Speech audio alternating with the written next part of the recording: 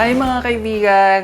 Welcome back sa isang recipe uli na gagawin natin for today.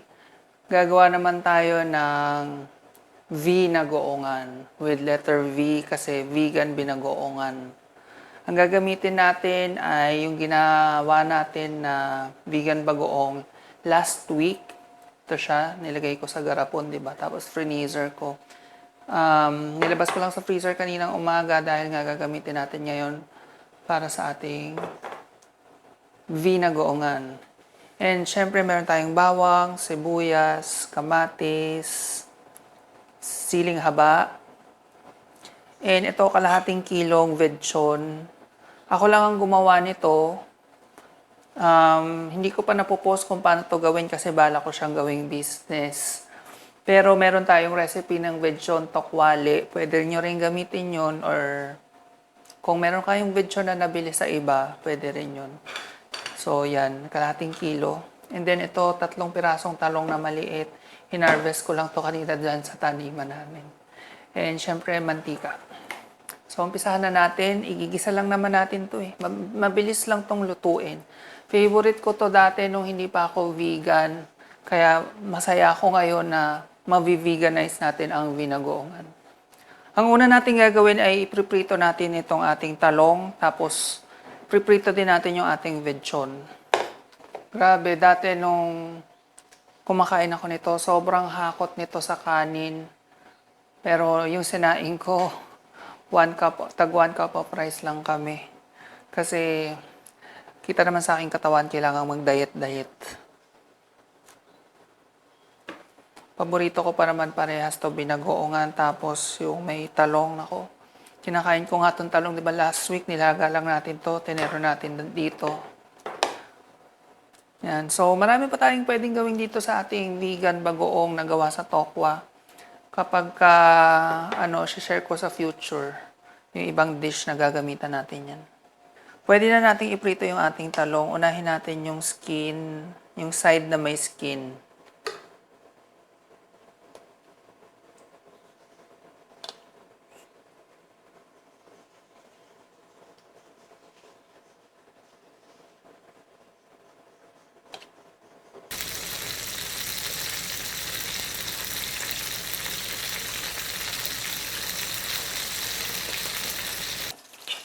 Pag brown na yung ating talong, yan, pwede na yan. Yan, kunin na natin. Yan, pag nag-brown na siyang ganyan.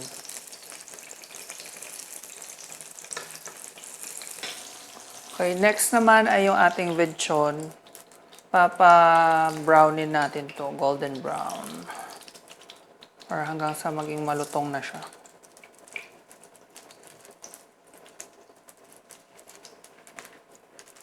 Hiniwa-hiwa ko na siya ng maliliit.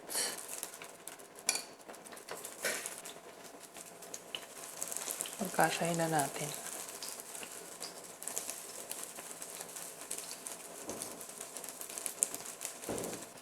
Malutong na yung ating Vegchon, pwede na natin siyang hanguin.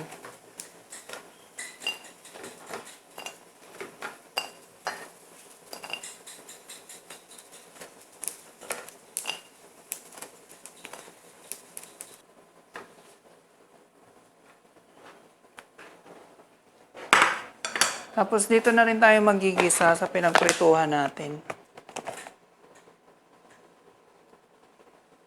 Lang ko lang mantika.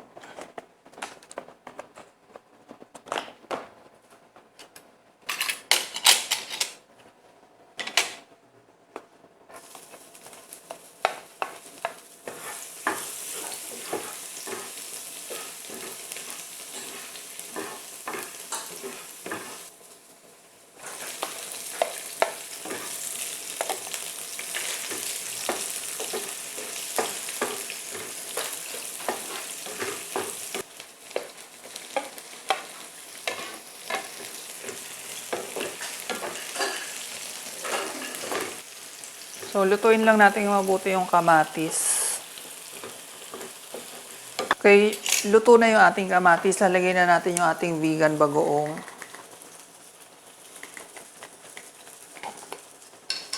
Mga 4 na kutsara muna yung lalagay ko. So, kung ibang vegan bagoong ang gagamitin nyo, tansyahin nyo muna, wag 4 na kutsara agad. Kasi ito, kabisado ko yung alat kasi ako yung gumawa.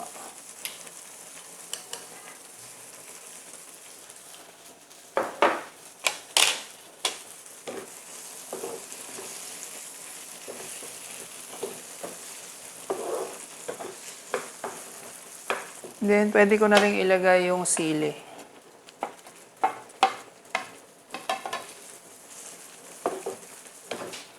Dadagdagan ko siya ng konting oil para maging oily yung ating vegan bagoong.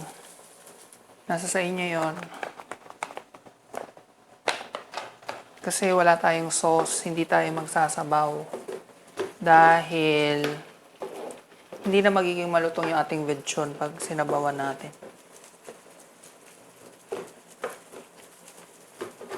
Okay, pwede na natin ilagay yung ating vegchon.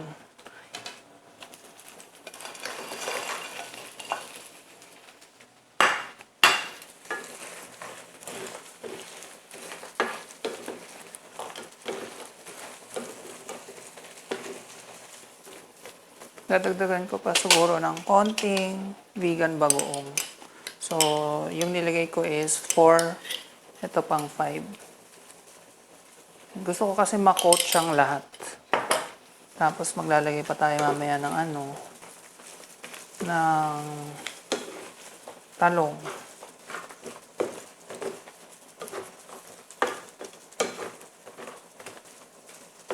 Yan, then lagay ko na rin yung talong tapos turn off ko na yung ating apoy. Pwede na yan, luto na.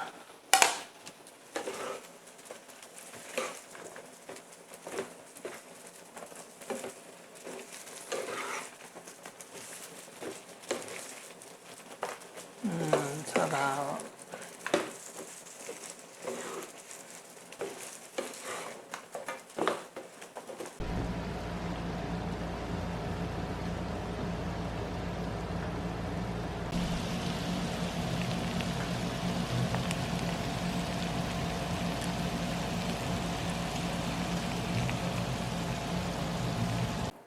Ayan, luto na ang ating vinagoongan.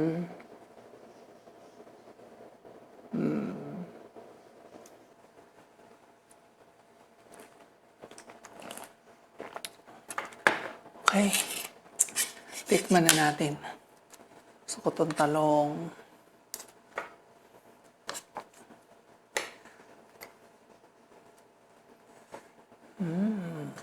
Titikman ko muna na siya lang muna. Hindi ko muna i-partner sa rice.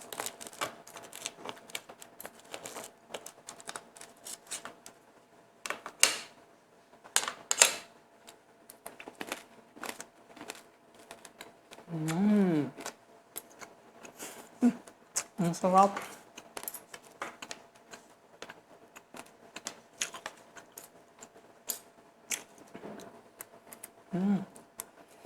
Lasa talaga siyang binagoongan. Ngayon naman, tikman ko yung talong. Anghang. Pero nung terno sila. Nakakatuwa yung ginawa nating vegan bagoong from tokwa. Sarap niya.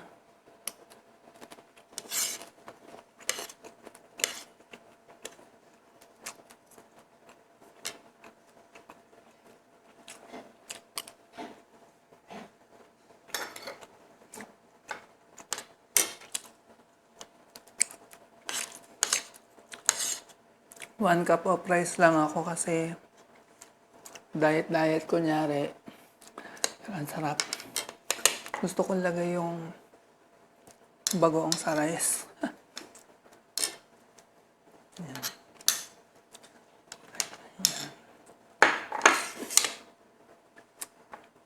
Yan pa nakikita niyo.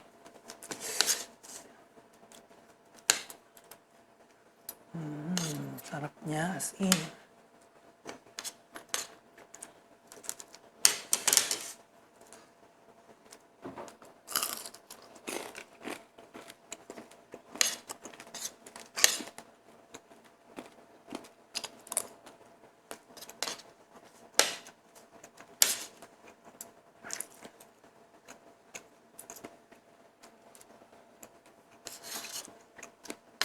Hindi ko akalain na makakakain uli ako ng vinagoongan. Ngayong vegan na ako.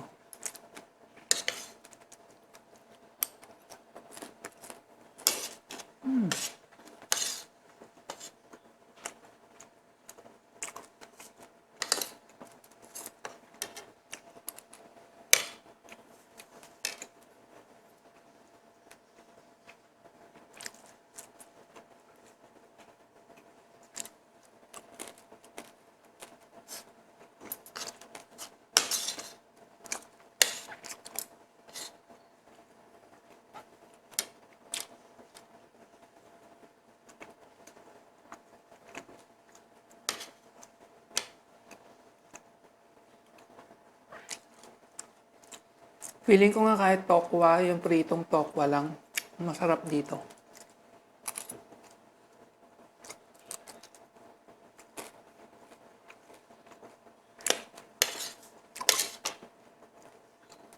I mean, kung wala kayong Vegchon, pritong tokwa.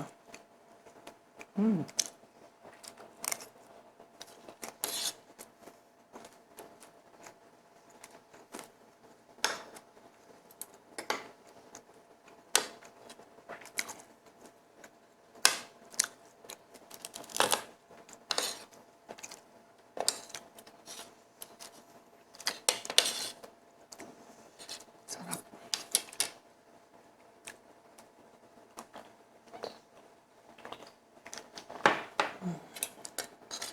Kaya na siya sa soft drinks.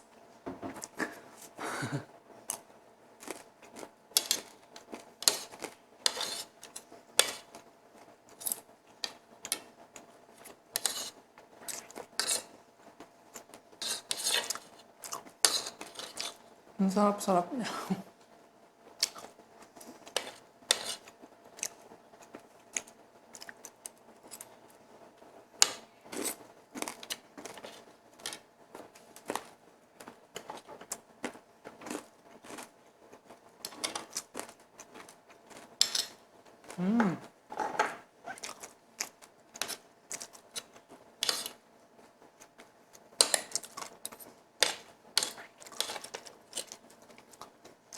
Yung Vegchon nga lang, since crispy siya, hindi ka subo sunod-sunod dahil kailangan mo muna siyang nguyain. Pero okay lang.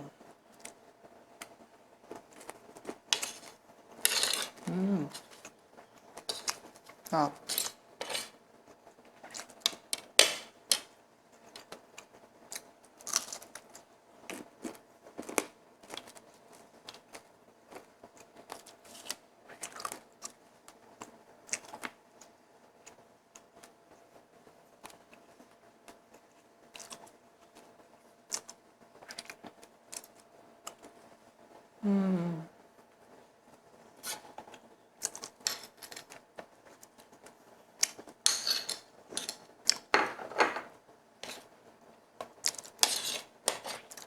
As in, ang sarap niya.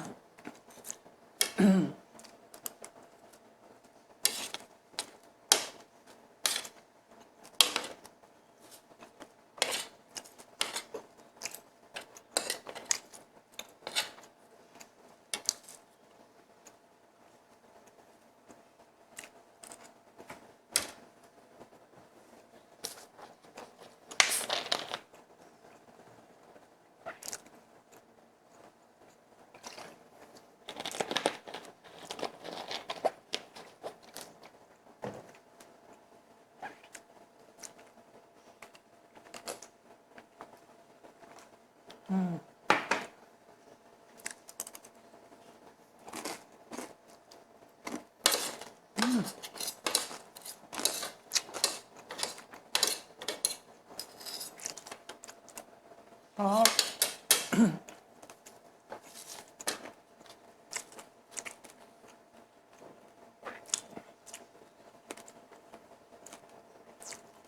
That's it for this video. Thanks again for watching. See you guys next time. Bye-bye.